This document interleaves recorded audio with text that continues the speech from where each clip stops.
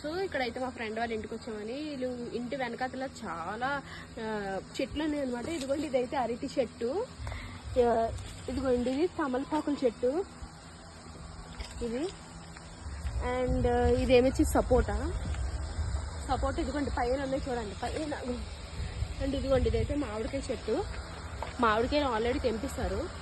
ఇదిగోండి ఇది రకాలే, ఏవో రకాలంట మామిడికాయ చెట్టు. అండ్ రండి